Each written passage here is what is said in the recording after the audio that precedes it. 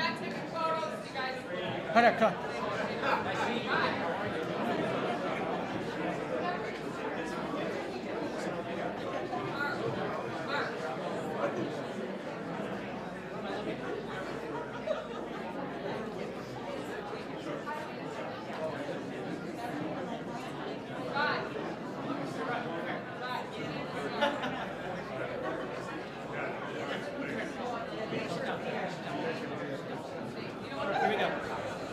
All right, ladies and gentlemen,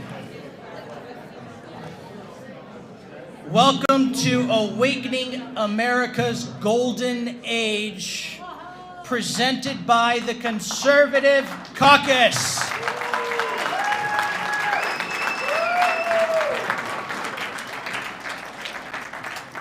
My name is Mark Vargas. I'll be your MC tonight, and we're going to get one more chair up, so please don't be distracted.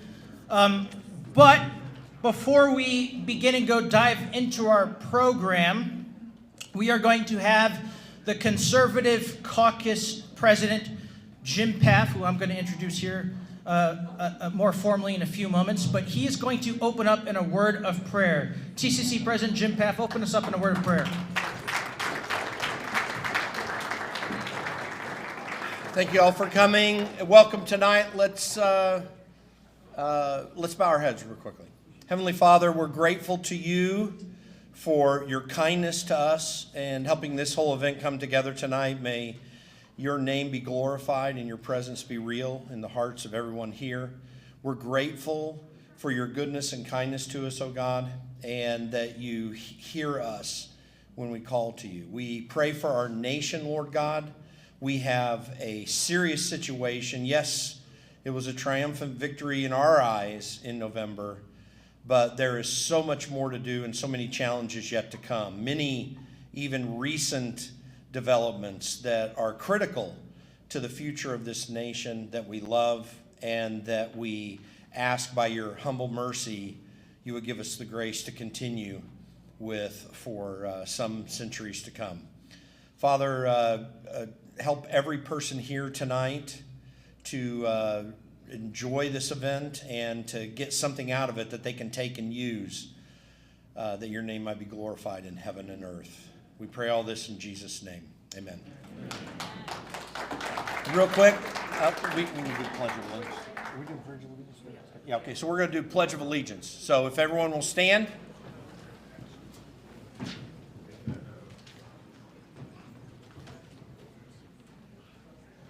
I pledge allegiance to the flag of the United States of America and to the republic for which it stands, one nation, under God, indivisible. And before we get started, I'm going to very quickly before we get too far into it, thank some key people that have made this happen tonight. You can be seated, by the way. First of all, I want to thank Janelle Town for taking the lead in all this and making sure this thing happened. I want to thank Jacqueline Garrettson and her team, all the volunteers. She's amazing. And then Mark Vargas as well, who's taken a great lead on this, and I'm going to leave it back to Mark.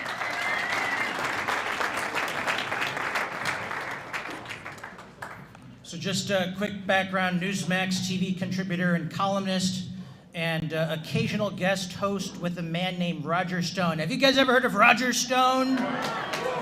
Get me Roger Stone. And I guess you're supposed to open up with jokes. I'm not sure if that's possible or not, but you know what? I'm going to tell a joke in just 2 words. Democrat Party. How's that? I haven't tested that out. Before we begin, as Jim was so kind to thank key people to make this event possible, I also would be remiss if I didn't mention our sponsors who made all of this possible. Our number one sponsor, John Slayton from Slayton Construction. John, stand up. A great patriot. Dino Blockus, please stand up. Dino. And Million, please stand up. They are fantastic, and none of this is possible without their financial support. And we all love the Drake Hotel, which is like becoming the Mar-a-Lago of the Midwest, don't we? We love the Mar-a-Lago of the Midwest. And this wouldn't be possible without the owners of the Drake Hotel, Jim and Telly Nagel. Stand up, Jim and Telly Nagel. Thank you.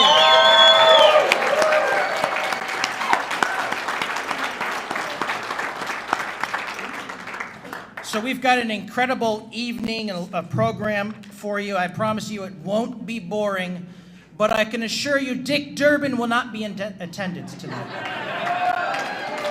After 200 years in the Senate, the man is finally retiring. And as Governor Blagojevich, we all know Governor Rod Blagojevich, let's give him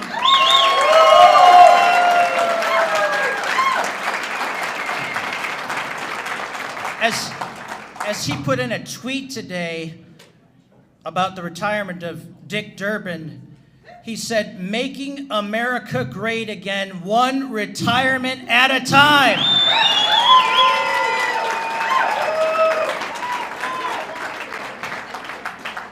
We've got an all-star lineup, as Trump would say, from Central Casting, right out of Central Casting. We've got Governor Rod Blagojevich, George and Simona Papadopoulos.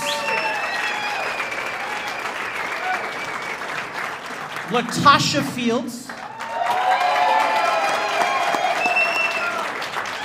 And Nicole Georges.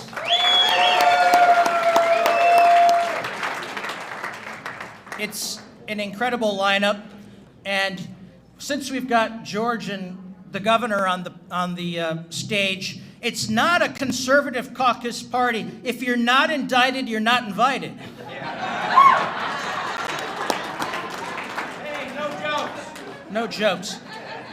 So with that, I'm going to give the reins over to the president of the Conservative Caucus, Jim Path, who gives beautiful and long prayers, but that's okay. But Jim is a great friend. I've known Jim for a long time. Sometimes we fight like brothers, but he's leading this organization. This is a man who's been at the grassroots level for decades. And unlike a lot of political operatives in Illinois, this guy actually has a winning record. Imagine that, having a winning record, working grassroots, and it's because of Jim and his expertise. But he's been a chief of staff to two United States congressmen, Congressman Tim Huelskamp and Congressman Thomas Massey. He's an Indiana native, and he's taking a culmination of his decades of experience winning at the grassroots level, his national experience serving in Washington, D.C., to lead the Conservative Caucus to do what? To support the MAGA agenda so we can make America great again. So ladies and gentlemen, TCC President Jim Path.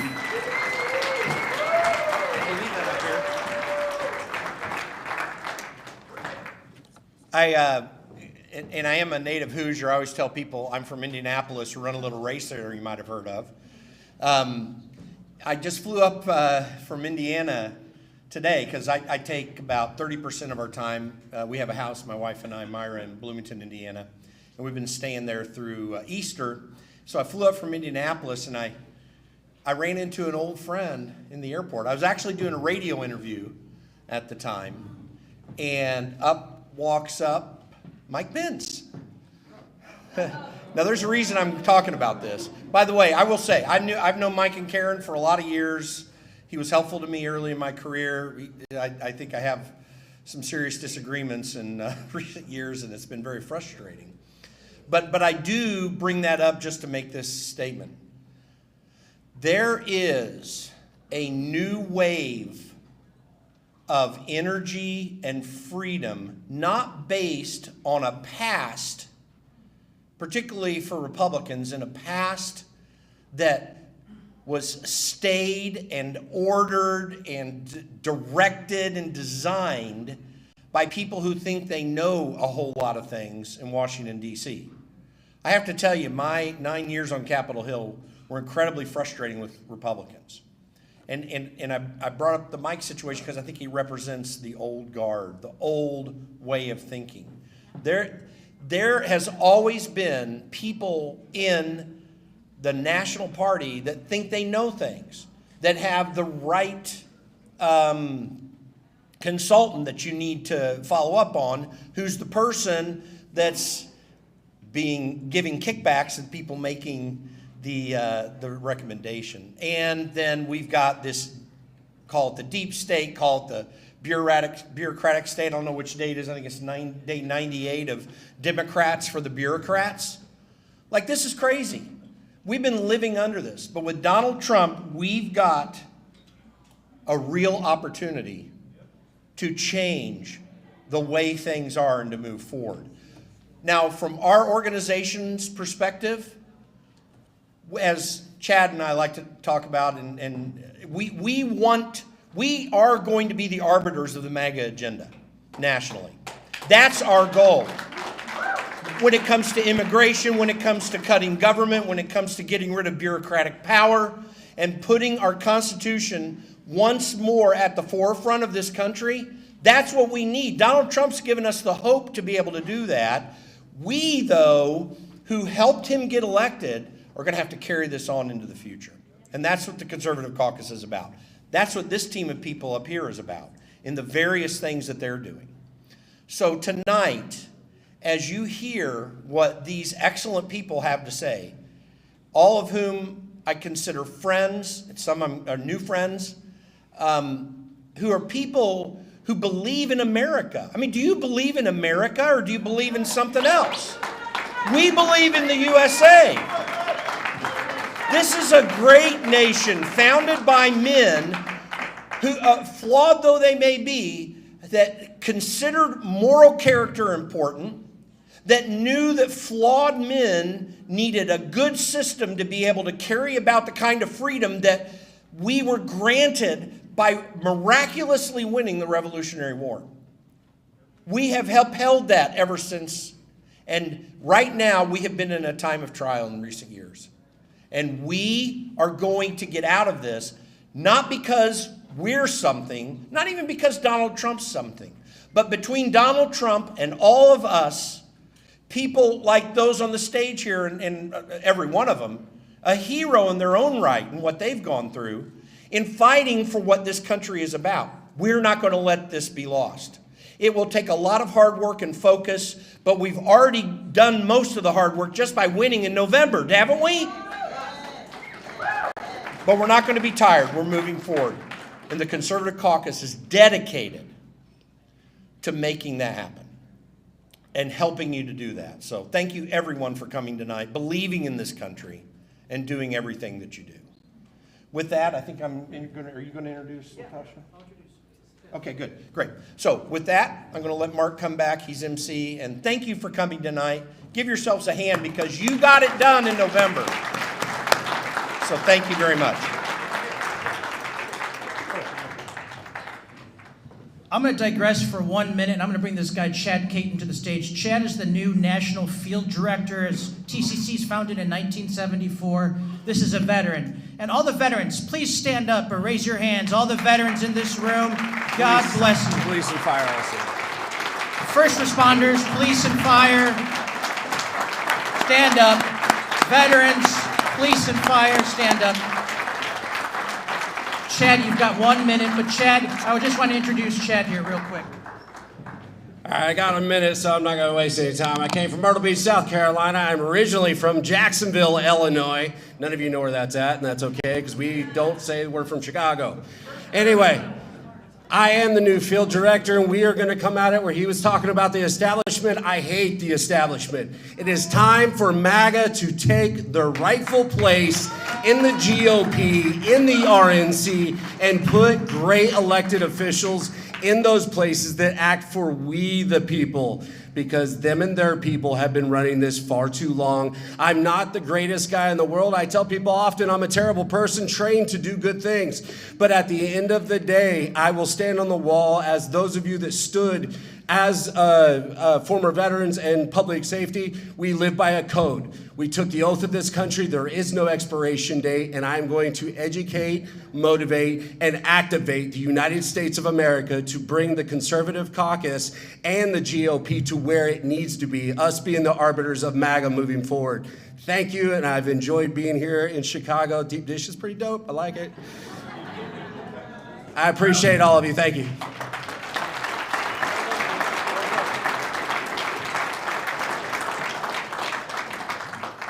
And with that, we're going to get into our program. And as they said, everybody has an important story on here.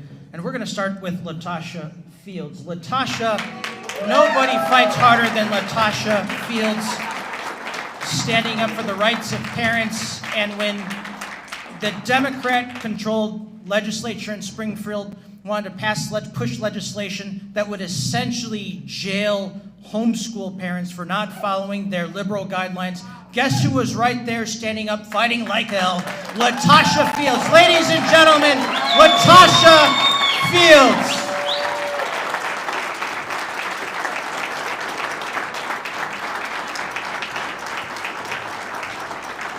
All right, thank you. All right, well, as I always say, well, praise God. Come on. I heard a prayer earlier. I said, praise God. Yes, thank you. So I am honored to be here tonight. I thank God for God, and I thank God for Christ, and I thank God for my husband, Ronald Fields, who is with me tonight. Come on, give it up.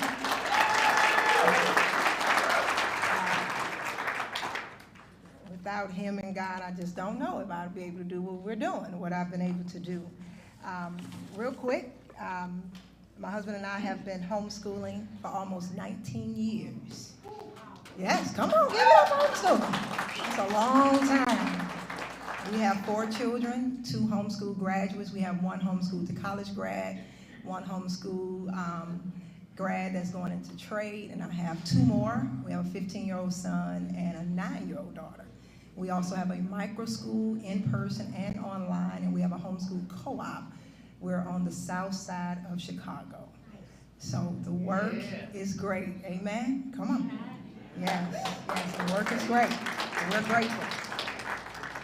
So tonight, as I was asked to speak at this wonderful event with the Conservative Caucus, with Awakening America's Golden Age, my husband and I began to pray about what I need to speak about. I know that speaking about education, because of what is happening, or what has happening, and what we're still living in, with the indoctrination of our children, not just in Illinois, but across the country. Yes. I knew that was going to be part of what I was going to speak about, and how important parental rights is. And I always like to preface and say that for us, and for many of us, and even for you, parental rights should never be a thing that's birthed from an organizational perspective. Parental rights are God-given. They're fundamental.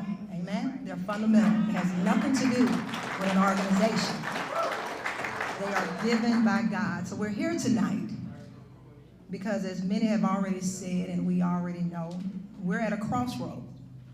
We're at a crossroad in this country.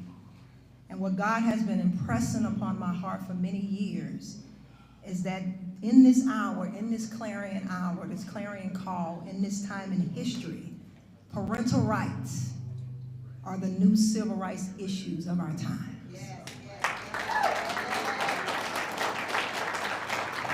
So where the question is not simply about policy or curriculum, but what we're fighting in this hour is the question about ownership. And the question is, who do our children belong to? That's what we're fighting. Who do our children belong to? This is not a rhetorical question. This is a spiritual battleground. And it has become increasingly clear that Satan and the systems of this world are no longer hiding their agenda. They are boldly indoctrinating our children. They are boldly manipulating and deceiving and then playing to our children's hearts and minds and the souls of the next generation. Because there are people in power who believe the answer is the state. Not us, not you, not the parent, not your family, not even God, but they believe the state controls our children. Well, we're going to be very clear tonight. We're going to be very clear that our children belong to God. We have been entrusted with the care and instruction and the destiny of our children. Because I'm reminded right now in this moment that the Word of God teaches me that the fruit of my womb is blessed. So my children belong to me. Your children belong to you. Our parental rights is not a political slogan. It's not a political football. It's not to be tossed around. It's a divine mandate. I repeat that. It's a divine mandate. We gather tonight under the banner of awakening America's golden age. As I was in prayer before the Lord, this title echoed to a call to awaken the heart of our nation, reminiscent on biblical exaltation found in Psalms 32 and 12. Blessed is the nation whose God is Lord. As we reflect on America's journey through the lenses of Scripture, we acknowledge the struggles of injustice that has shaped this nation. Despite these challenges, we acknowledge the resilience that has emerged in the face of adversity, guided by God's grace and faithfulness. The ideal of a golden age compels us to envision a future marked by healing and justice and prosperity, reminding us of the restorative process found in 1 Peter. And through gold precious, our faith is refined by fire. Does not our faithfulness and our obedience as a nation, as we're led by the things of God, only by our faithfulness, only by our obedience as a nation will we reap the blessings of the Lord. Therefore, this gathering aims not only to engage in political discourse, but to ignite a spiritual revival, awakening us to seek divine wisdom and guidance to navigate the challenges ahead. We are called tonight to submit our national identity under God's Abrahamic covenant, because in his word he said, in thee all nations and families of the earth will be blessed. This means that America must truly embody the principles of Christ's kingdom and lead a charge towards a future marked by hope and destiny. Parents, not the state, I repeat, are the primary spiritual educators of their children. Right. These verses are not written to pastors. They're not written to school boards, but to parents. There is no footnote granting statutory bodies authority to override God's commandment. It doesn't exist. Yet today, legislators introduce bills that presume parental teaching is unworthy of trust and demand that families prove their fitness to raise and educate their children. Therefore, we're calling on all to come out. I am anti-public school. So I call you to come out, to separate. And let me prove to you, just in the next few minutes, why it is time to exit these indoctrinated cesspools. There has been a historical shift occurring in the United States, from the home and the church to government control. Whereas for centuries, families and churches have shared the educational responsibilities that reinforce faith and virtue and civic responsibility learned at home. In the mid-1800s, Horace Mann championed compulsory public education as a vehicle for shaping good citizens according to state interests. Prayer and scripture were legislated out of government education. Moral relativism and secular humanism replaced the biblical framework that once undergirded learning. For Black Americans, education was once a matter of life and death. Our enslaved ancestors and white abolitionists secretly taught Black children to read, risking their lives for literacy, knowing that literacy meant freedom. That's right. After emancipation, Black communities established schools with no public option existed. However, the government control replaced community-led education, directing Black children to unfunded and failing schools that stripped them of their cultural identity, stripped them of their faith, using curricula to degenerate their heritage. Looking back, historically, all families, particularly Black families, thrive morally. Without unconventional education, before state intervention during slavery and segregation. This intervention deprived children of quality, morally sound education, contributing to the morally bankrupt society we see today. Now, let's quickly take a look at the present danger, real quick. from SB 818 to now HB 2827, the Homeschool Act, and the monopolization of education. This is an expansion, a state grab, a global takeover. The state of Illinois has positioned itself as an anti-parent, anti-family state. It is a nanny state. We didn't arrive at HB 2827 by happenstance, where they want to force us to register, strict regulations, non-compliances leading to criminal investigation and truancy and education neglect. Parents needing a high school diploma, education portfolios, and have to meet Illinois school standards, which now includes sexual depravity, LGBTQ+, and gender ideology, and abortion rights for minors, which has led to many families exiting the government education. The proposed HB 2827 threatens our constitutional rights by targeting Christian families, infringing on the First Amendment, violating the Fourth Amendment privacy protection, by permitting state agencies to access our homes and children without due process. It is unfairly burdened homeschool families compared to public school families, undermining the 14th Amendment. The law compels families to disclose sensitive information without fair legal procedures. This bill assumes homeschool parents are abusive, neglectful, ignoring the real crisis. Public school has failed our children. It is a bed of hypocrisy. If the state genuinely cared, if it genuinely cared, it will fix the system that it has jurisdiction over. It will fix the abject failures. It will fix the illiteracy crisis and the allegation of sexual abuse by staff. If it really cared about children. It should also confront the deaths under DCFS supervision, where Illinois ranks number 5th in the nation with 171 deaths this fiscal year. Further, it must approach and deal with the disproportionate rates of black families being investigated and having their children removed who suffer the most. But no, it diverts its attention by scapegoating homeschool families and threatens of increased oversight while ignoring its own failures. But today we go break up this monopoly.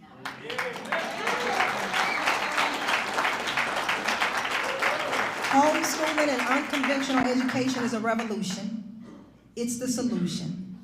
It stands as a countermeasure to failing education. We're rebellious. I'm one of the rebellious ones. Come on. Against political bias, secular ideologies, and have advocated for true empowerment.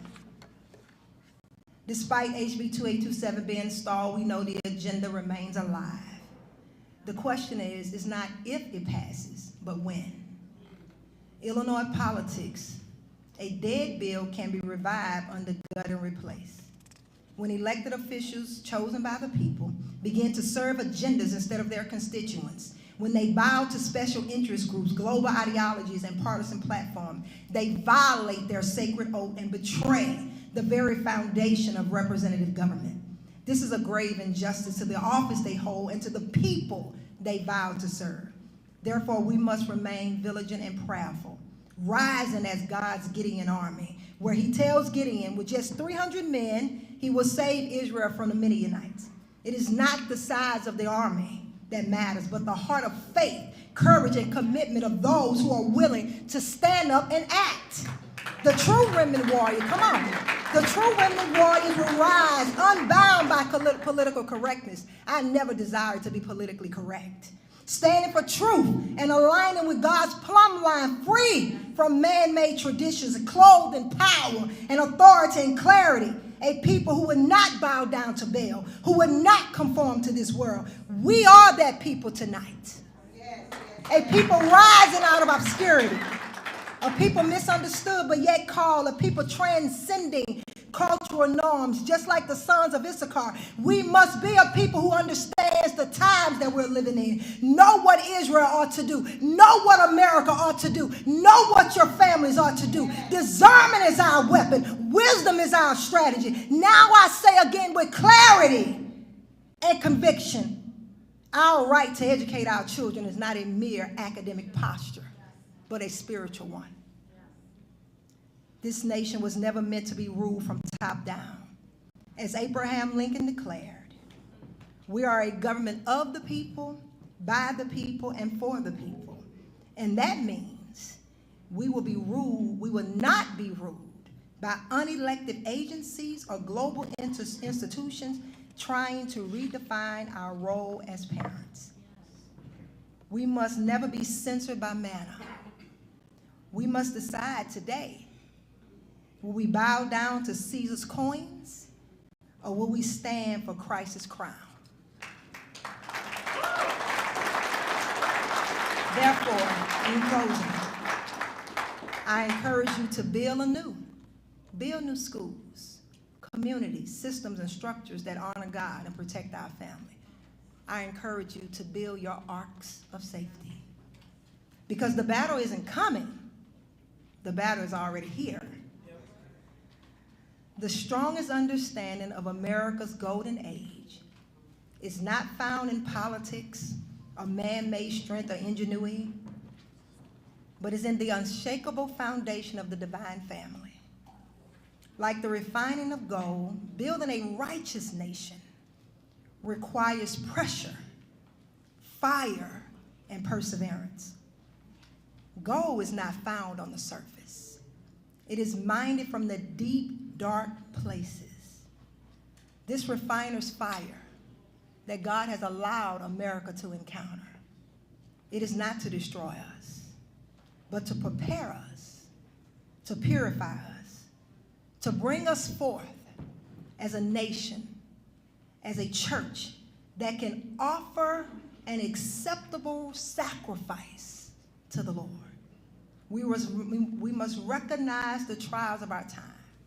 Sometimes we like to fight against what's happening, but we got to recognize it, not as setbacks, but as refining fire. And this is where we are today, being tried, being tested, our parental rights, our pulpits, our children, our voices, all were placed in the fire. But know this, God is forging a righteous remnant to rise from the ashes of apathy. He is separating the waste from the gold, the wheat from the tares. When we fully understand that nothing is more important than family. When we embrace, when we embrace the family, when we embrace that family is the first governing institution, then and only then can we build a society strong enough to resist tyranny, wise enough to reject deception, bold enough to honor the God of Abraham, Isaac, and Jacob. This is how we claim America's golden age. Not through political idols or government subsidies, but through faith, through fire, and through family. So we rise, not in fear, but in fire. Let our enemies be reminded today. Let them be reminded tonight.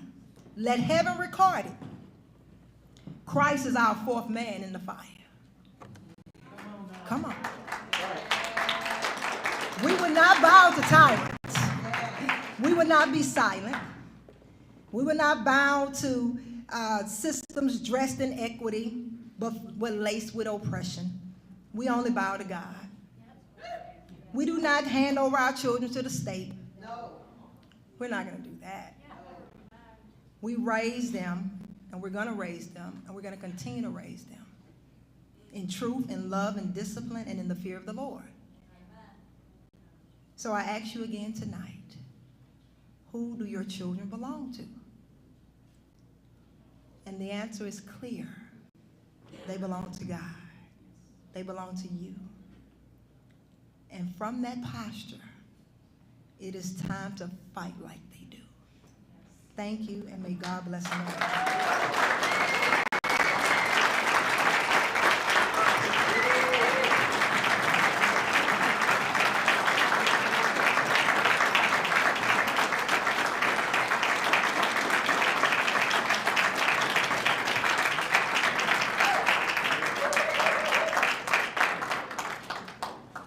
All right, our next speaker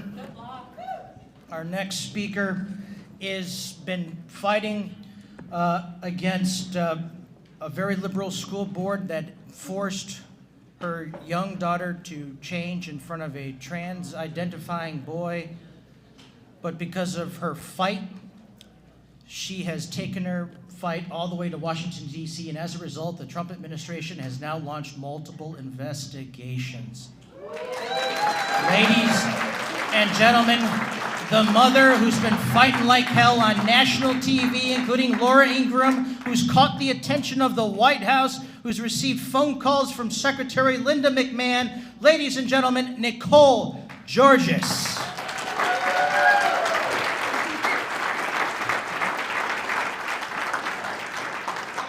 Hello. Hi, everyone. Good evening, and thank you to the Conservative Caucus for inviting me here to speak tonight, and to my fellow speakers. It is such an honor to be here with all of you.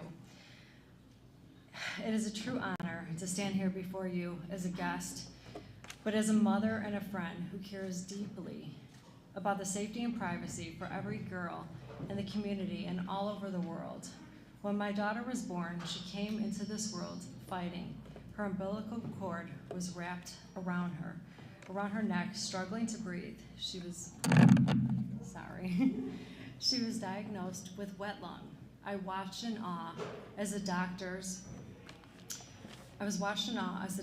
raced to save her very first breath. From that moment, she showed me what true courage was like. Tonight I stand here with that same courage. And every daughter, every granddaughter, and every sister until that girl can walk through the school hallways and locker rooms without fear.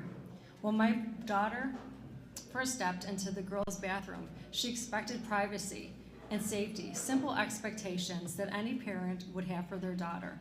Instead, she froze in the doorway. A biological male was present. She came home that afternoon trembling, unable to sleep, unable to concentrate, unable to do any type of homework she was able to do to even eat dinner. Her voice shook. She stood and talked to her dad and I, and she said, "What am I supposed to do? This guy was in the bathroom. I thought this was supposed to be for just me and for my friends." We encouraged her to speak with her teachers. What she learned the next day made us feel even less safe. She spoke to the administrators, and under district policy, guided by legal counsel, a student who identified as female needed to have full access to daughter's private spaces, bathrooms and locker rooms, changing rooms. Nothing, we were told, could prevent it. When those conversations failed to restore our daughter's privacy, we filed a civil rights complaint with the Department of Justice, which referred it to the Department of Education. Imagine walking into the locker room and finding a stranger who you weren't prepared to see. The girls, my daughter and her classmates, feelings and rights didn't matter to any of the administrators. On day one, my daughter and her friends felt extremely violated. They refused to change at all. When the assistant principal learned of the refusal, she questioned some of them in their office, interrogating them about why they wouldn't comply. The girls had no choice but to change with a male present and multiple administrators. This did not happen just one time. My daughter refused, ran out of the locker room, and called me hysterical, crying, telling me what had happened. She begged me for help. Do you not understand how traumatic that was as a parent to receive a phone call like that? I called the school and went completely postal on the school.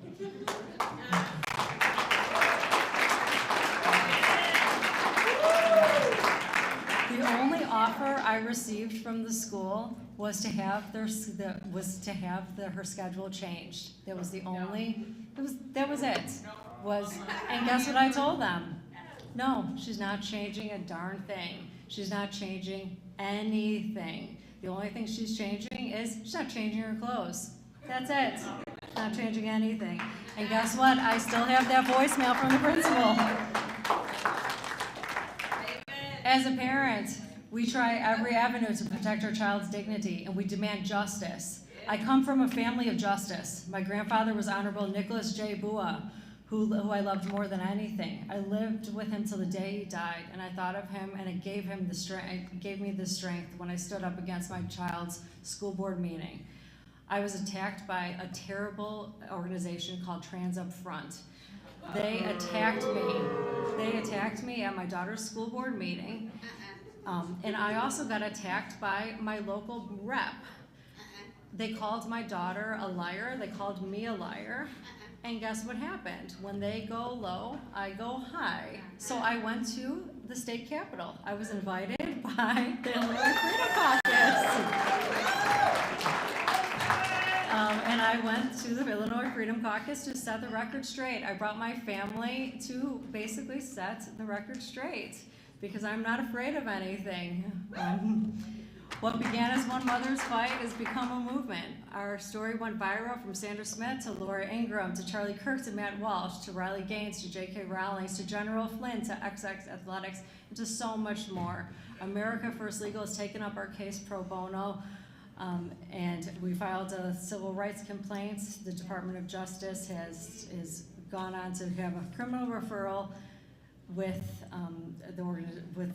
with our case. It's very, very complicated, so I can't really say that much more. But with now Linda McMahon called me personally to inform me that the Deerfield School District 109 was under investigation for the Title IX civil rights complaint to hear my daughter's story.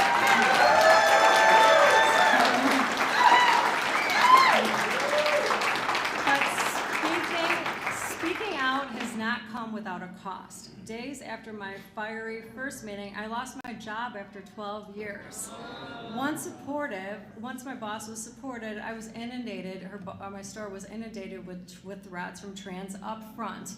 They attacked the store that I worked at for over 12 years, leaving terrible, terrible threats, attacking the store, leaving terrible reviews, and that's pretty awful. I'm not a terrible person. My daughter's not a terrible person. My daughter got attacked at the school. This has nothing to do with the lunchroom incident. She was at school eating lunch. This happened 2 weeks ago. While she was sitting down eating, a girl came behind her with serious behavioral issues. She came up behind her, attacked her, pulled her down by her hair. So this has now happened, an assault. An assault charge has been filed with the Deerfield Police. On top of this, and she's now missed another chunk of school. And another incident has happened with the second Deerfield School Board, which I wasn't even attended at because I wasn't allowed to. That the Deerfield School District violated its own public comment policy, Open Meetings Act. So that's something else that has happened. But my daughter's story is a little bit more than one little girl's locker room. It's about the fundamental right of every female child growing up feeling safe in her own body. When we tell our daughter to be brave, it's about something that feels wrong. We owe it them to feel that they must be able to back their own words with action. We must recognize that biological distinctions are not hate. They are a matter of privacy, just dignity, and fairness. Our daughters should not have to file a lawsuit to use their restroom. Girls should not be forced. They should not be forced to change in front of strangers, and no mother should be able to lose their livelihood for speaking the truth. Thousands of emails have poured in from moms across America who have said, "We've been there, and thank you for speaking up." Each message reminds me that I'm not alone and that this issue extends far beyond my small town. In closing, let me return to that tiny infant who struggled for life and triumphed. The same spirit lives on in every girl that has ever felt safe, unheard, or unseen. Thank you for listening. Thank you for standing with me in this fight. Together we'll protect our daughters to restore their privacy and ensure that every child should grow up free from fear. I will not relent because every child deserves nothing less, and I promise I'm gonna fight, and thank you, and God bless you.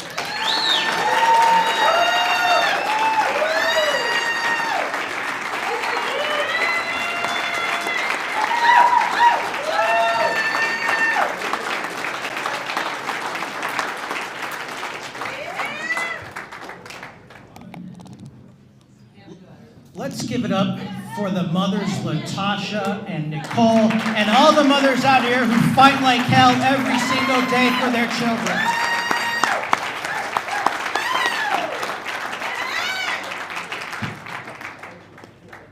Now, I know we're running a little bit behind. That's okay. It is. That's all right. You guys don't mind that we're running just a little bit behind schedule, do you? Our next speakers need no introduction because They have been blasted all over national television, being associated with Russia, Russia, Russia. That turned out to be so fake. Nothing there. But that didn't stop Special Counsel Robert Mueller from trying to go after our next guest and his wife. It just doesn't stop with him. They continue to harass and taunt his own wife. But what did they do? They said, fight, fight, fight, and they're doing a lot of winning. Ladies and gentlemen, George and Simona Papadopoulos.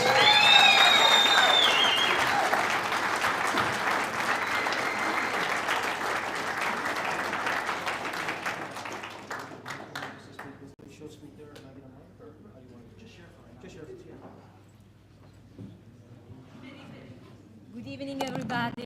Before giving the stage to my husband, I would like to thank everyone and share a little bit of my experience. First and foremost, thank you, Mark Vargas, Janelle, and the Conservative Caucus for keeping this fight going, right? Fight, fight, fight, it just started. And I'm very honored tonight, being one of the target of the law firm, to share the stage with Governor Blagojevich. It's an absolute honor because for me it's a living proof that injustice can and must be exposed. Thank you for that. Well, some of you might know me as the infamous Russian spy. I've been all over Fox News, CNN, MSNBC, ABC News, portrayed as a shady, dangerous spy. I almost, felt flattered at some point to feel so interesting. Actually, I was born and raised in the south of Italy by very Italian parents. I know it might sound less exciting, but that's who I am. And I happened to come to America with my background in law. I used to be a lawyer in the European Union, believing in the rule of law and trusting institutions. Until one day, I learned the term what law firm means. And I didn't learn it on my law school book or on some headlines on the news. I learned it unfolding before my eyes. I saw my life thrown upside down with my great, at the time, husband, George Papadopoulos, whose strength inspires me every day. George Papadopoulos is a name that not only shook history, but it will be forever the symbol of one chapter of American history that should never repeat.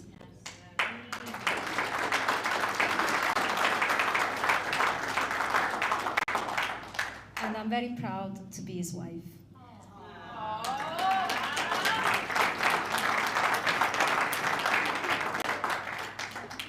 Of course, Mueller didn't think so. He thought I was a troublemaker, far too vocal, talking the truth, doing my news round, trying to do what I used to do for my study, a lawyer, advocating for justice. And here I am, trying to defend my honor, but my husband's truth, which at the time he couldn't defend himself because it was under a gag order. So I prepared the stage for him to tell his truth, but in the meantime, he had to serve a sentence he didn't deserve. Someone who never took a parking ticket had to serve 12 days in prison, federal prison, which is a shame Americans should never forget. And ever since I've seen my life and my family life mischaracterized, twisted in the news and the headlines of the world, not only in America, I realized one single thing: that truth can be twisted. Lies, a perception is truth. And no matter how many times I tell people I am who I am, they will still stick with this fake news out there that are making America darkest chapter with the Biden administration, one example to do never repeat. Tonight we are celebrating American Golden Age, but American Golden Age is not simply the American dream rebirth. It's a fight to bring the truth on the stage, fight for the truth, and make America again faithful, a country of faith, truth, and justice. Some of the people, ever since I came to America, I became an investigative journalist. I worked on an incredible series on Tucker Carlson Network called All the President's Men, which actually dedicates its episode to all the targets of the deep state, starting from my husband George, going to Roger Stone, Rudy Giuliani, General Flynn, and also interviewed Kash Patel. Now, why I mentioned this interview? Because Kash Patel is among the one that exposed injustice and now is in the position to make justice.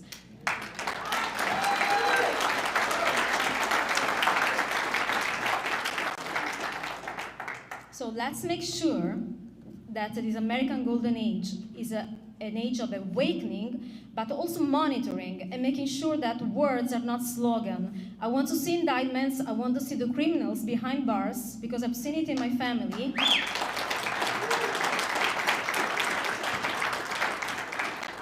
I don't want to see American excellence like Governor Blagojevich and my husband George Papadopoulos behind bars. I want to see the crooks behind bars and all the criminals.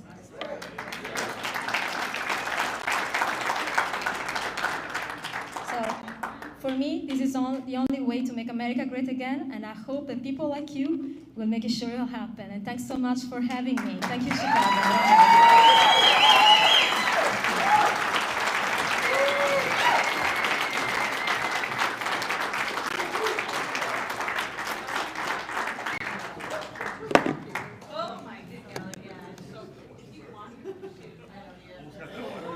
Mark, how's the lighting? You're in media like I am. Is the lighting all right?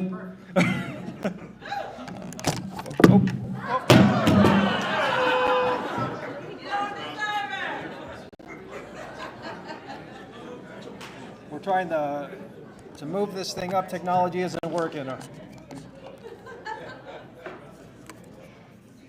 Can you hear me? We're going to get to that in a minute.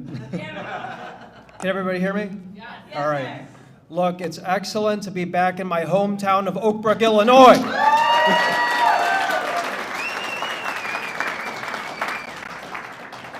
I was being called a Chicago guy this entire time, but the reality is I went to Butler Junior High, Brook Forest Elementary, and Hinsdale Central High School, so I don't know if that's a Chicago guy or not, but it's good to be here with everybody. You know, I first wanted to really thank the organizers of this incredible conference and with these patriots here, with Jim over here, everybody, Jim, Chad, where's Mark?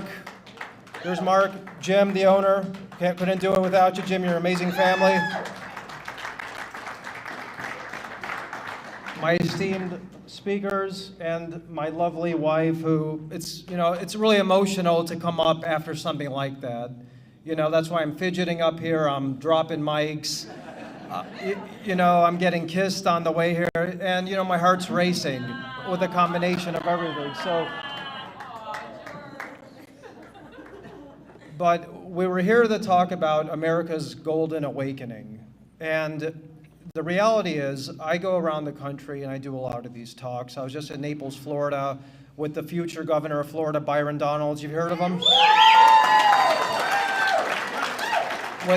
With our mutual friend Roger Stone, Congressman Corey Mills, a lot of these America First patriots. Because this isn't the GOP, this is the GNP, the G new P, that we're all part of. Am I right? And before you get to a golden age, you have to remember that it's dark as before dawn. And we're going to talk about some dark stuff. Because, being born and raised in this incredible state, coming from Greek immigrants who came here in the 1950s with absolutely nothing, working their butt off, never taking government dole, investing in education and believing in God and family at the core and loving America, that was really instilled in me as a young boy growing up. And then when you grow up in a state like Illinois and Oak Brook, and then moving up to the mean streets of Chicago, that also builds character. And it's, when I was born and raised here, DuPage County was a red district. It was a red Duke County. And I'm just learning now from some of my fellow people here in my home county of DuPage that it's actually a blue county, or it's borderline blue. That's shocking. That can't stand. And I think the main reason we're having a lot of these issues is because it's not simply the Democrats who have been the problem, but the old Republican Party as well. Am I right?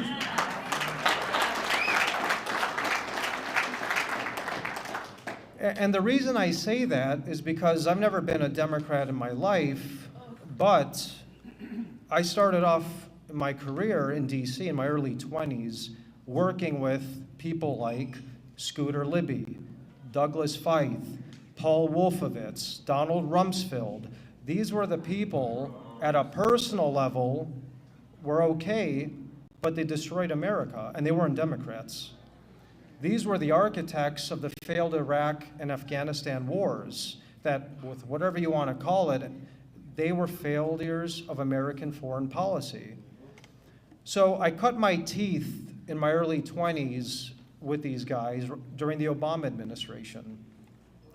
And I said to myself, you know, we have Barack Obama. Do you like Barack Obama here? I hate Barack.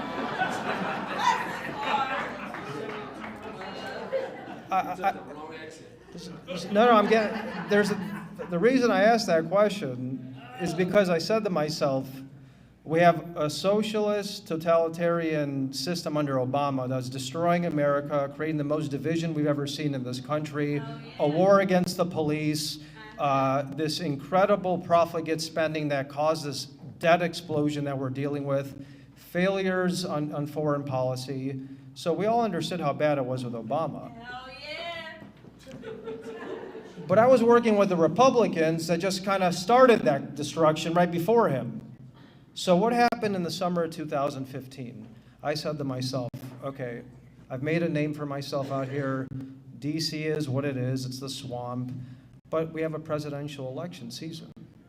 We have some new blood, some new energy. And who were some of these people that decided to throw their hat in the ring? Donald Trump. Do you like Donald Trump? Yeah.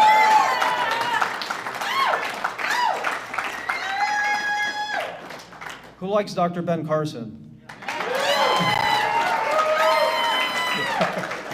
Now, the reason I bring up both of these gentlemen is because most people think I only worked for President Trump's campaign. Actually, I started off with Dr. Ben Carson's campaign as an advisor.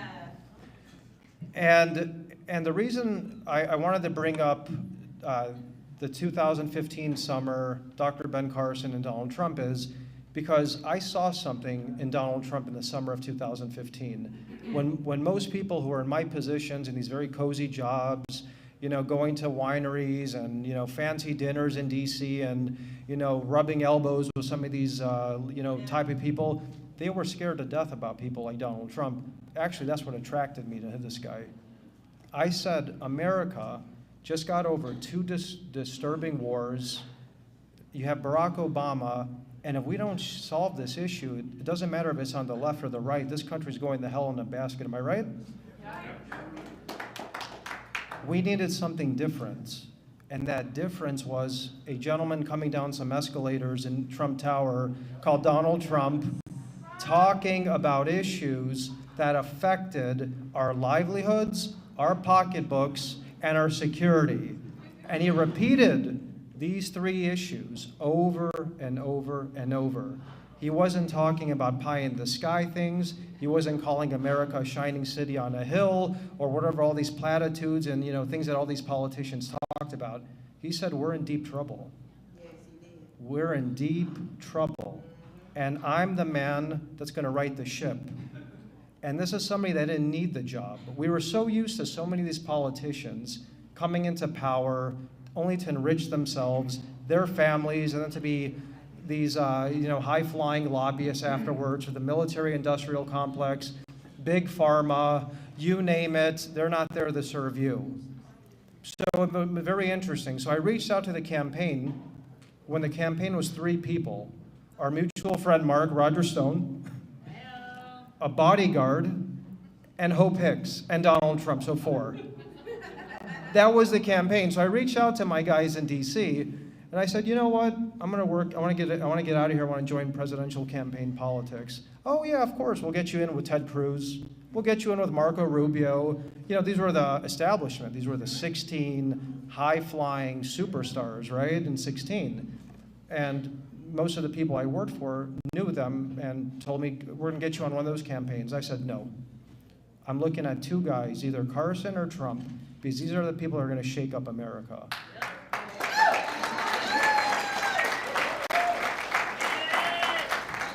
These are the people that don't need the job. These are the people that came from nothing, like people like Dr. Ben Carson, who I really respected, a man who believed in God, family, education, came from the inner city of Detroit, I believe. His mom was illiterate, single family household, and his chances of succeeding in that circumstance was null. So when he went up and confronted Obama at the National Prayer Breakfast, and he started to make a name for himself, I said, this is what America needs. We need to get away from this whole political establishment stuff, all of this mainstream stuff. We need to bring some people who want to shake up the country from the outside. So I joined Ben Carson. He's doing incredible. He's actually leading in the polls at one point outside, besides Donald Trump. And he tells me, I'm dropping out soon. I think I'm going to endorse this candidate, Donald Trump. What do you think? And he brought us all in and we started talking about it. And I said, if Carson endorses Trump and Trump gets the 10 to 12% of the electorate and the evangelical vote and some minority votes and the so-called educated votes, considering he's a neurosurgeon, this guy's going to end up becoming the nominee and likely the next president. That's exactly what happened. He endorsed him, and that was the end of people like Ted Cruz. That was the end of some of the establishment. Joined Donald Trump's campaign. Little did I know, ladies and gentlemen, upon joining this campaign, that there was an active investigation into his presidential campaign, not because he did anything wrong, not because anybody did anything wrong, but because the fix was in. The Obama CIA, the Obama FBI, and foreign governments around the world, that I want to leave time for questions and answers later, and because it's a very complicated story, so I could talk about that, wanted to ensure that Obama had that third term. And how were they going to assure that they had that third term? By breaking the law, by shredding the Constitution, by targeting their political opponents, and trying to lock them up while colluding with big tech and the media. It's never happened before in American history, as far as we know, and is something that I lived, my wife lived, and some of the consequences of living this situation was being in the crosshairs of a coup attempt against a sitting president. And a coup attempt against a sitting president, you could either have a coup or an assassination like we had with JFK, what they tried to do to President Trump recently, or a silent coup. And it was very disturbing to live the silent coup element. And I'll never forget it. I just want to share a small anecdote before I leave some time here for a Q&A and in our keynote speaker. When President Trump was going through what he did, when the country was going through what it did with this fake investigation, we had the so-called mainstream media reach out to my wife and I and say, hey, this is an incredible opportunity for you. We're going to make you the new John Dean. Can you believe that? You're the new John Dean. We're going to create you out of thin air. You have a beautiful wife, and you're going to take this guy down. You're going to become a multimillionaire. You're going to be a movie star, and we're going to rewrite history. And I said to myself, and Simona will attest to what I'm about to say, I was literally in the worst stage of my life, except I had a girl that believed in me. Family disappeared, business associates disappeared, people were terrified, the country was in upheaval. And I told Simona, would you stay with me if I lived as a fraud? Would you stay with a multimillionaire fraud with Hollywood movies and trying to destroy a president that didn't need to give some fake testimony and fake stories? And she said, if you do that, not only... She said, you'll see the real Italian in me if you try doing something like that.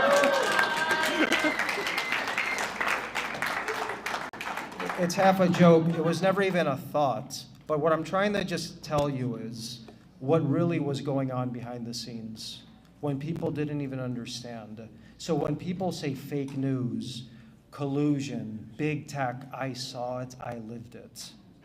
It's there. When President Trump says fake news, this is what he's talking about. It's a lot more dangerous, pervasive, and nefarious than you could ever believe. We fought back, we won, and we're going to keep this country on the right track. Am I right?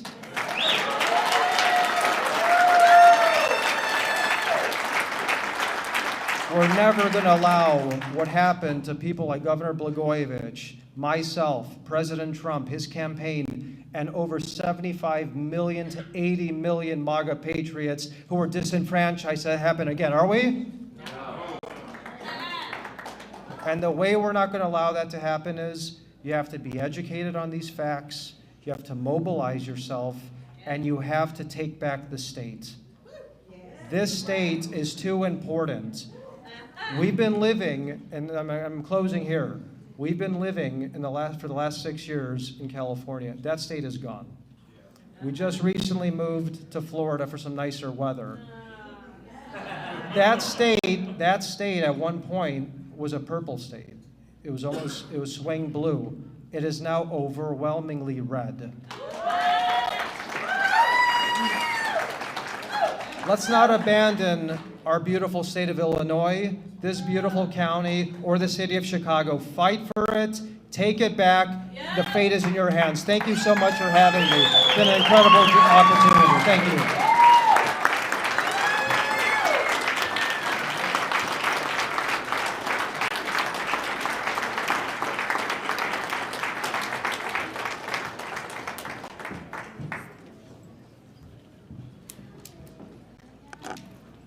Before I introduce our last speaker, I'd like to thank Next News Network, Gary, Franchi back there, who's providing us a live stream and a video.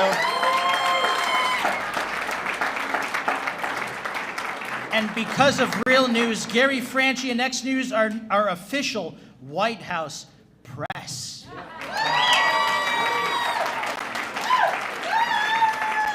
Adam Lowitz. Adam, where's Adam? Adam's a local celebrity because why? Because Elon Musk now follows him.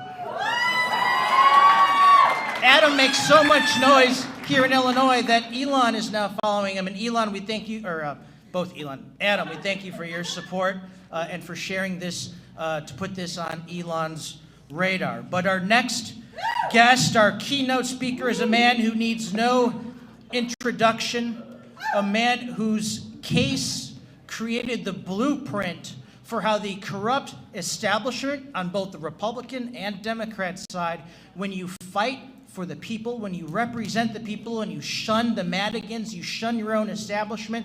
And George Bush and Barack Obama, when they're in charge, they create a blueprint so that they could one day take out a president of the United States. He is the OG. A man who served 8 years in prison for things that weren't crimes.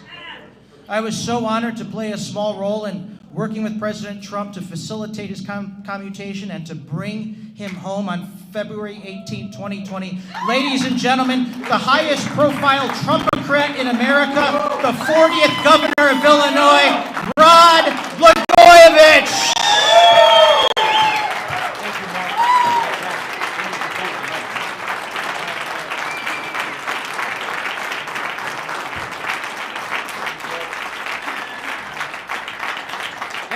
Thank you very much. Thanks, Mark. Every time he speaks, I give him a standing ovation because, well, he had a hand in bringing me home from prison. I have to tell you, that was really a nice response. I'm grateful to you. I think the last time I got applause like that was maybe a quarter of a century ago. It's gone for a while. And, well, I feel a lot of love in my heart, and I'm grateful to all of you for your kindness to me. And this isn't the first time I've spoken before many of you. I had a chance to do it before. Had a chance to get to know several Republicans over the last several years since I've come home. I knew a lot of them when I was the Democratic governor of Illinois. And I have to say that ever since I was a little boy, my favorite color was blue. I grew up as a Chicago Cubs fan, and I'm beginning to really start to like the color red.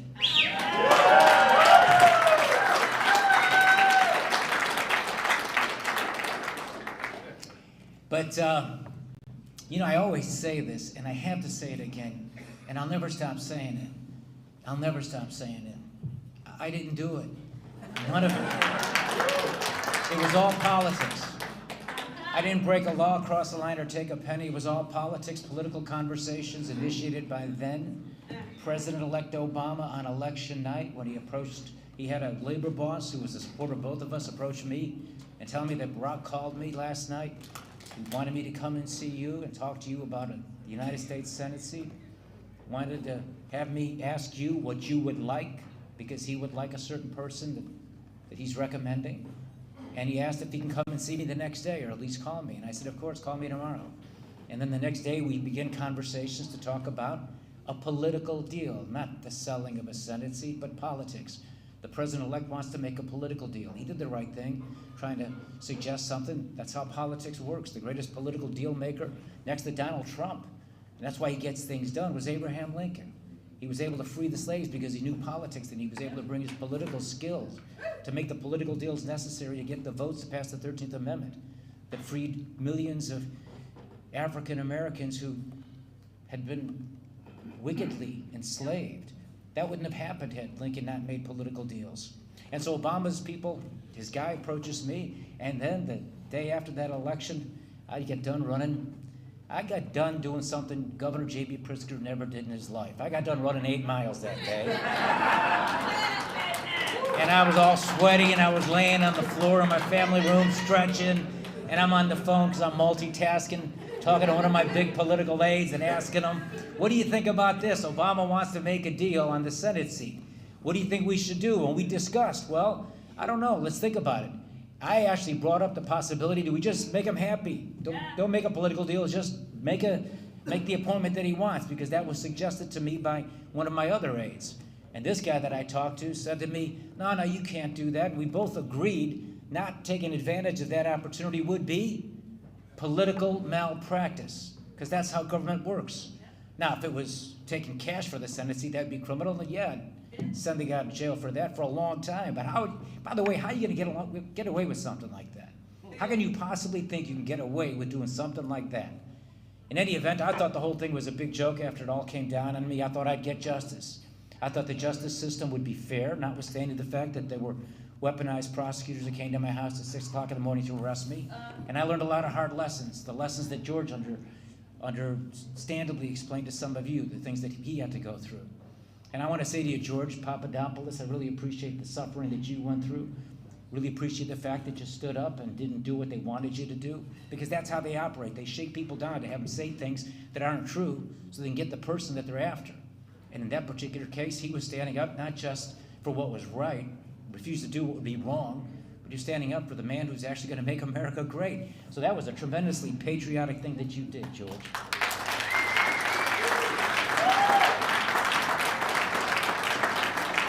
Takes a lot of testicular virility to stand up to that kind of pressure. Believe me, I know. I spent 2,896 days in that place I was in, and a lot of those guys would have done just the opposite of what he did. Not to say that you'd have been happy there, because you wouldn't have, but he would have been a hero in prison. And I was told to not drop any F-bombs. You learn a lot of bad habits when you spend all that time in prison, so I'm not going to do that. But I got to be authentic and tell you exactly how it is, George. They would really appreciate you and the fact that you stood up with that fortitude, because as they say in prison, snitches are bitches who get stitches. You would be one of those guys. Anyway, George Papadopoulos, what's it like going through life with a name nobody can say? I wouldn't know anything about it. And it's how refreshing is it? The last time I was with a guy who had more letters in his last name than me was then Governor Arnold Schwarzenegger, when the two of us were governors together back a little bit before I got arrested at my home at 6 o'clock in the morning. Are you related to my friend Constantino Poulakis? Those names sound so familiar. But God bless the Greeks. I'm a Serbian American, and we really have always felt close to the Greek community. And you think about history and what's at stake today, what George fought against, and what these heroic moms have been fighting against. I want to thank you, Nicole, for your sacrifice, Natasha, for your sacrifice, Simona, for your sacrifice and your love for your husband, how inspirational that is. But what these moms have been fighting against, what George stood up against, what I've had to endure and overcome, and I'm never going to stop fighting against, is the taking away from all of us our inalienable right to be free. Inalienable right to be free. This isn't something government gives us, it's something that comes from God. And standing up to that is what I think all of us have to do if we're going to make our country, preserve our rights and make our country as great as it should be, but prevent it from being what it might be. And what is so frightening about what's been happening here in the United States, what's been happening even now in Western Europe. You know what they did to me back in 2008 and all those years since, and because I wouldn't give in and would never ever say any of it was criminal because it wasn't, and they weren't able to convict me at a first trial, so they tried me a second time, I recognized all of that, what they were doing to President Trump, as I was doing my time in that faraway place, in that valley deep and dark where I was sent and left for dead for 14 years. I recognized all the lies they were doing to Trump because I lived it myself. And it was no surprise to me that some of the very same people that did it to me were involved in doing it to President Trump. And they're very clever how they do it. They come up with these fancy names, you know, Russian collusion, rhymes. It's like they go to these Madison Avenue marketing firms to come up with the slogans. Russian collusion, sale of a Senate seat, big lies. And what's frightening is it's not just happening here in the United States, and started in the land of Lincoln in Illinois. Yeah, Abraham Lincoln would roll over in his grave if he knew what those people were doing and would then likely try to do to a president, that had been doing to a president, and then the leading candidate of the opposition party. But it's also crossed the Atlantic now, and it's happening in Europe. Look what they're doing in France. Leading populist conservative candidate being convicted of non-crimes they call crimes, and then passing a law to say she can't run for public office. Look what they're doing in the Republic of Srpska, a place where my mother's parents come from, where President Dodik there, because he defied a high representative from Germany, because he said that our country, his people, should have a right to be able to celebrate a day of heritage for the Serbian people that also happened to fall on a day that celebrated a revered saint in the Serbian Orthodox Christian Church, St. Stephen. The High Representative said it would be criminal if you celebrate that day, and so they don't do it. And the president defied it.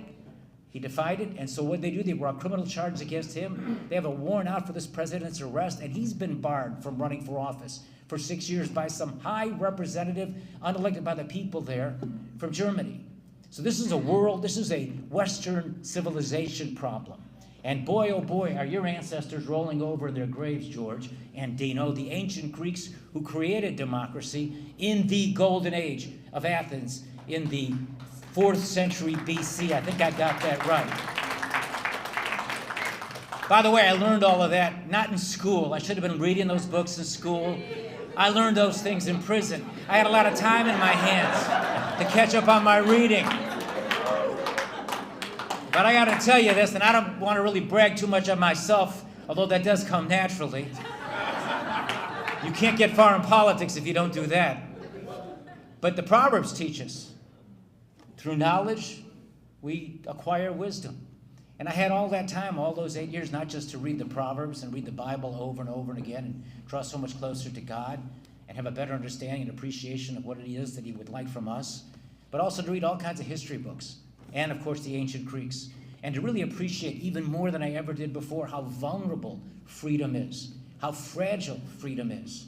I took it for granted that in the United States of America, these people who are these prosecutors and these people who are the judges are the best and the brightest. They went to the best schools. I could never get into Harvard. I tried to get into Harvard on a Monday. I got my letter of rejection back on a Tuesday. But look what Harvard has become and what they're doing now. And how about these judges who act unilaterally outside of the law because they have the power to do it, and nobody can hold them accountable because they have life sentences. I'm still trying to shake that prison speak away. They have tenure, they have lifetime appointments, and these prosecutors, these federal prosecutors, who the law cloaks with sovereign immunity. Did you know they can do what they do? They can frame innocent people. They can persecute the George Papadopouloses of the world. They can do that, and they're immune from any kind of consequences. There's this guy on CNN, I think it's Alan Weissman. You know the name? The lawyer, you ever see that guy? Andrew Weissman. This guy made a name for himself by framing the Arthur Anderson Company, brought fake charges against that company, used fake law to win convictions on things that weren't crimes.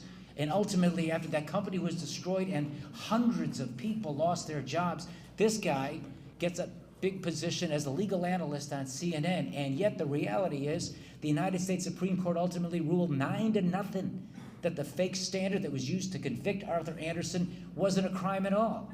So they just make up crimes when they can't get you. In my case, I said all those things. Yeah, I was dumb enough to say F and golden. I wish I'm not giving it up for nothing. But how is that anything but something that you probably I wish I never said before? I effing wish I never said that. I would have never effing gone to that effing place I got stuck going to. But how come you can't say something like that? And then they cover up all the tapes and continue to keep the lies going. And so I thought when my troubles came, surely I'll get a fair trial. Surely the courts are honest. And yet I learned the hard way that our country is broken. Our institutions have become corrupted. And power, it's all about power. And nothing is sacred. And in my party, the Democratic Party now being taken over by the lunatic fringe that has become now the mainstream of our party and trying to impose on all of us things we know aren't true. Whatever happened to common sense? Whatever happened to the fact that you can't really expect people to believe things that are so obviously not true? I mean, is it that hard? And this is a conservative group. You guys, thank you for standing up for those traditional conservative values, family and faith and hard work and opportunity and love of country, appreciation for the beautiful opportunities that this unique country gives all of us, the place that's a magnet for immigrants from all over the world. Son of an immigrant myself, George Papadopoulos' family crossed the ocean. He told his story. Dino Polakis, that's not the Native American name. His ancestors, probably, if not all of you, probably from different places. But is it wrong to say that, hey, you should come in the legal way? And how is it that somehow a gangbanger from El Salvador becomes not a gangbanger from El Salvador who broke into the country illegally, but a Maryland man? Have you caught what my party is saying about this man from El Salvador, gangbanger, who came in illegally, and they're calling him a Maryland man over and over and over again on their talking points? See, when you talk about and think about the conservative values that you all stand for, I think it's a fundamental conservative value to honestly be able to say that it's not hard to draw a distinction between what is a man and what is a woman, or the difference between a gangbanger from El Salvador who came to our country illegally and a Maryland man. In other words, they just aren't talking straight to us, and it's propaganda. And this is from a playbook that was established long before in other places. And it's a socialist, almost communist, KGB-style playbook, where it's disinformation and they hammer it into the heads of people. And while they're doing that, they take away your freedom to question what it is that they're saying and to dare to stand up to what it is they're trying to impose on us. And I heard these moms talk about their stories. And I heard Latasha and I heard Nicole talk about their unique particular issues, homeschooling. And your daughter, I'm so sorry about the troubles that you have to face and your daughter's having to face. I could never have imagined when I went away back on the 15th of March 2012 that I come back to a world where that would be an issue, where a young girl doesn't have the privacy to be able to dress and not be uncomfortable, worse than that, because she is compelled to have to do it in front of a biological man. And that we somehow can't make those distinctions for fear that someone's going to call us homophobic or all the other different names. Look, I read the Bible every single day when I was in prison, and my God is a loving and good God who loves all of us. All of us are God's children. And this isn't about hating on anybody or preventing others from having their rights. It's just about plain old common sense. There is a fundamental difference between men and women. There's a fundamental difference between a guy from El Salvador who's a gangbanger, those people who live in Maryland. And why can't we just say those things without fear of recrimination and being canceled? So there's so much that's going on in America today that's so hopeful and positive. So grateful to all of you for supporting President Trump. Show of hands, how many here supported President Trump in that election? Well, I think I am probably the foremost Trumpocrat in the United States. I want to thank you for doing that, because once he got elected, well, he pardoned me. And I'm so grateful to him for doing that as well. And you know, I didn't even ask for that pardon. He just did it. God bless him. He's always doing good things for me. Even when he fired me on Celebrity Apprentice, that was the right thing to do, and it was a good thing. So thank you for electing President Trump, not just because of what he did for me. That's so small and meaningless, but how important this is for our country. And it was you at the grassroots level that made it happen. The Trump political movement that George talked about a moment ago came from the bottom up. It was everyday people who were sick and tired of being lied to and being lied about, who rose together and decided we're going to take control of our own lives and our own government. And never forget the fact that government is here to serve you. You're not here to serve government. And that's the fundamental thing that's so wrong with how government's been operated in Washington and in Springfield, Illinois. So thank you very much for what you do. Stay vigilant, stay determined, stay close together. If you love your children, keep fighting for them. Advise them, though, to chase their dreams, because the future belongs to those who believe in the beauty of their dreams. But you may want to also tell your children three things. Eat your vegetables, do good in school, and stay the F out of politics. It's a dangerous business. And remember always, stand up for what you think is right. Fight, fight, fight, because as Lincoln said, right makes might. Thank you very much. May God hold you all in the hollow of his hands. Thank you.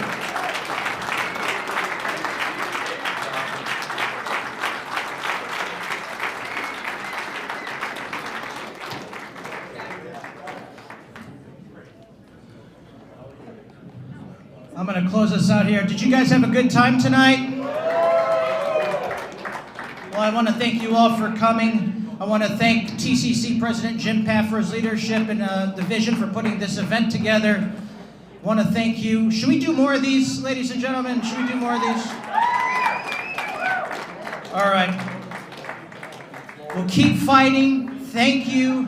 God bless you, and God bless the United States of America. Good night.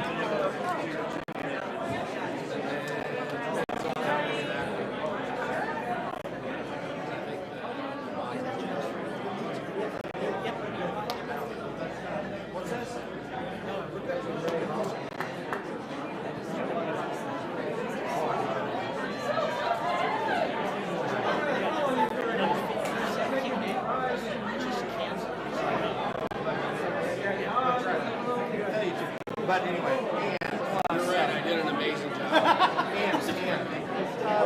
I was like Lincoln. I walked up here and did my shit. Stevenson was dead. I just got off the plane. I was waiting for you to deal with the drunk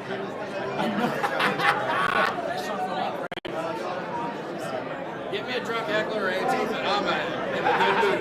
I'm in a great mood. I'll handle that shit.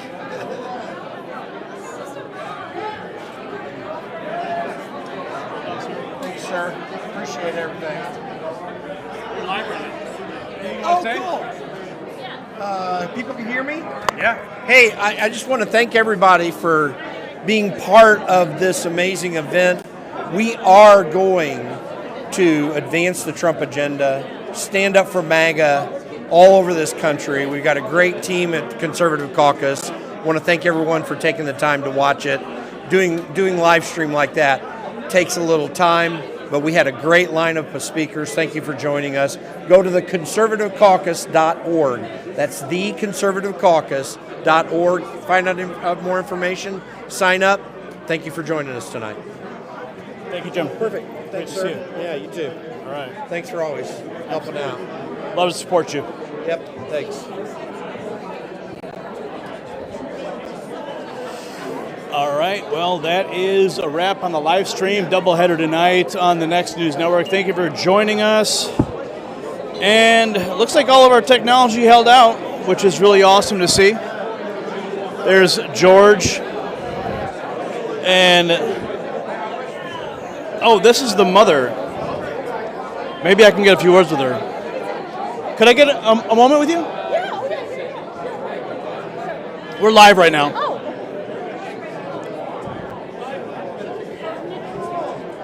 So, my uncle Yeah? sent me your story, Okay.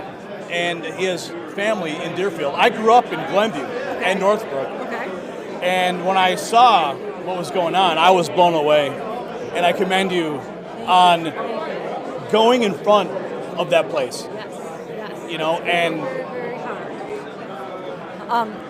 It is very, very difficult to go against the school board, but it is very rewarding to know that something's going to hopefully happen. Our case is going to be heard. There is a criminal investigation that's happening by the DOJ. We are being represented by America First Legal, Ian Pryor, as well as Nick Berry and Stephen Miller's firm, that's who is representing our daughter right now. what is the status of the DOJ filing? It's a criminal referral. Okay, so who is it pointed at specifically? I'm sorry? Who is the referral pointed at for the criminal action? But Alan B. Shepherd Middle School, Deerfield School District, so District 109. So the entire school district, as well as Alan B. Shepherd Middle School. How now? It was your daughter, right? And were her friends involved as well? I cannot answer that. Okay. How has your daughter been handling this? Obviously, it's so high visibility. Is she like, Mom, don't do this, or is she like, Mom, go for it? She is fully supported. She is fully supported with it, but she's also been assaulted at school. So that's been the hard part. No, she wants it to end, and that's the hard part. She wants boys. She wants boys out of the locker room. She wants boys out of the bathroom. She wants to be able to have the locker room back to how it was. She wants it to end. She wants it back to having her private space private. So what's going to happen next? I mean, for your family, have you considered like just getting out of the public school system altogether? A lot of people have done that, but I mean, obviously you're digging in, and I thank you for doing that because someone needs to take that fight. I am not. No, because I don't think we should. Because of one kid. He's one kid. It's one kid. And it's one is too many. One is too many when it's girls. It's girls' private spaces. So I feel like I don't feel like that's very fair when it's girls' private spaces that are being invaded. It's a girls' private spaces. That's their private spaces. And just because of the Human Rights Act, that's the ground that they're standing on. I feel like that's not really fair. Let me ask you about you got a lot of visibility. So your story goes out, you go in front of the school board, you're on Fox. What kind of support have you received overall from your message? I've gotten a ton of support. All over the country, all over the world. Tons and tons and tons of support. We're doing really well. I mean, and as long as we have legal support, that's all we really care about. We have tons and tons of legal support. Well, I thank you for coming out tonight and continuing to fight. And we support you at the Next News Network, and we will continue to. Thank you so much. Okay, thank you.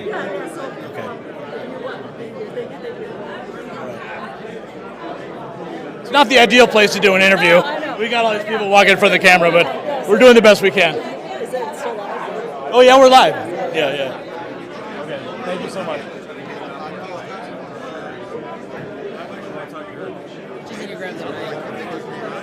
How'd everything go, though? Go ahead, sir. All right. Good. We're live right now. All right. You get the pinky. Congratulations on your White House. Yeah. Thank you. That's great. Let's see. There we are. There's Jim.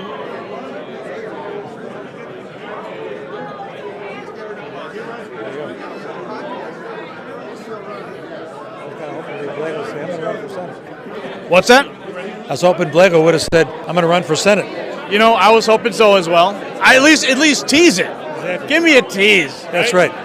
We got to stir up the frying pan. Plus, a lot of urban people would vote for him. You think he's got a chance if he runs? Well, I think he's got a good chance. Urban Talk Radio, WVON, they still like him. I hear that all the time. Well, I mean, do you think there'd be a lot of Republican crossover? I would think after all this time, especially with false charges against Trump, people would understand. A lot of the stuff was made up garbage. I'm anxious to hear like what his vision and his policy positions would be. Well, I think he would be MAGA all the way.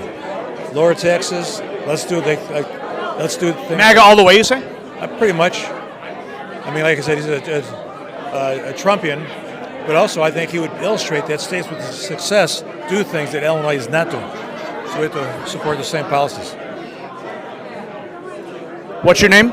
Jim Economos, otherwise known as Jim from South Elgin. All right, Jim from South Elgin. Thank you. Good to see you again. Thank you, sir. It's always a pleasure. Keep the frying pan going. Stir up the pot. That's what we do at Next News.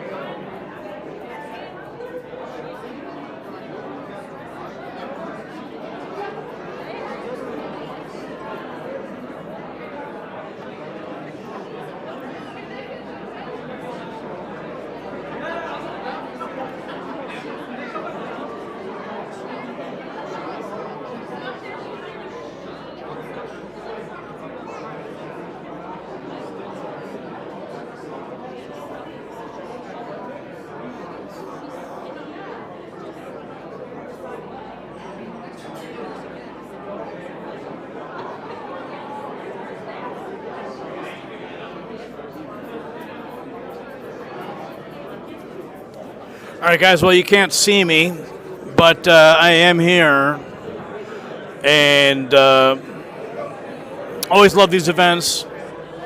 It's great to see all these patriots coming together, sharing their stories, amplifying voices, supporting each other. It's moments like this that continue to move the ball down the field, especially when you have powerhouses like Rod Blagojevich and the mother I just spoke to from Deerfield, Letitia Fields, George Papadopoulos, his wife Simona. Everyone has a story to tell, and you're watching right now, you have a story to tell as well. We all have a story, and that's why coming together and sharing these stories, amplifying our voices, makes such a difference. Because we can lift each other up, form alliances, and win. And that's what we're going to continue to do.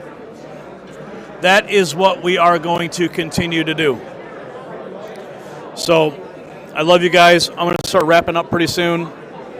Thank you for joining us. Super bizarre statistics tonight as I'm watching the numbers on YouTube, absolutely ridiculously low. 173 people watching, and then well over 1,000 or more on X.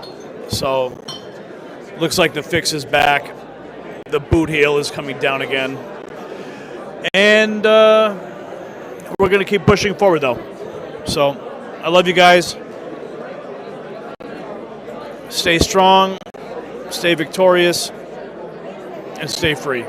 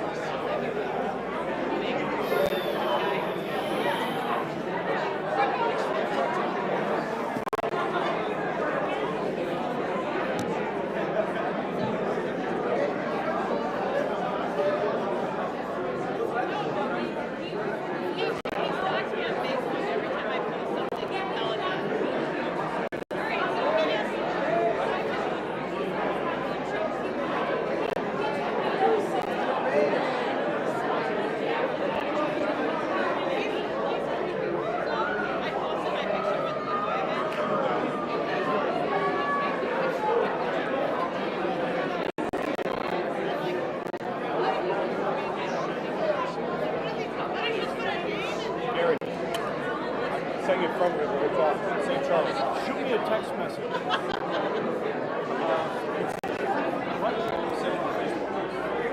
I'm sorry, what was your name?